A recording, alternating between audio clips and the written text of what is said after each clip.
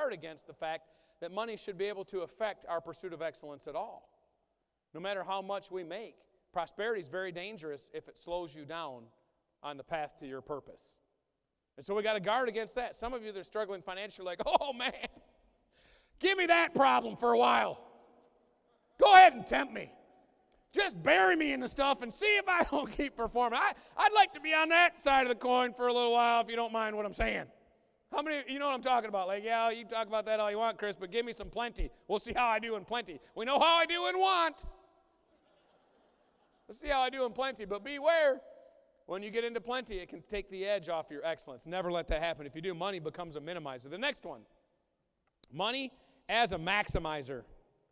Now, this is where one is driven to use his or her God-given potential to use your gifts and talents to acquire money for leverage toward higher purposes and ideals. This is where you truly desire to make more so you can give more away. This is where you truly desire to succeed in a greater way financially so that you can contribute at a higher level to the things that are near and dear to your heart. Not to your Corvette fund, not to your mansion fund, although some of those are fine within moderation, but to causes that are truly beneficial to others, where you're truly leaving the world a better place than you found it. And that's money as a maximizer, not just for you and your gain, but for what you can do to leave the world a better place. That's money as a maximizer. That one's totally healthy. But another one, probably a negative one, is number 9, money as a monument.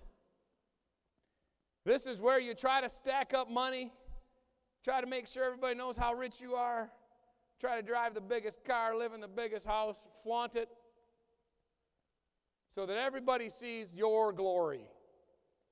History is rife with people who stumbled on number 9, money as a monument, trying to use their blessings to bless themselves in a status-based way. We've got to be very careful of that one.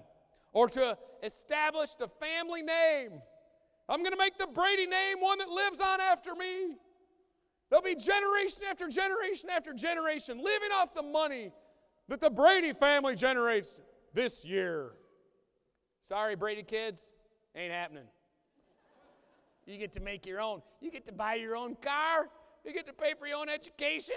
You get to do all the things that made me so hungry. I'm not robbing you of your hunger, and we're not building a monument of the Brady money.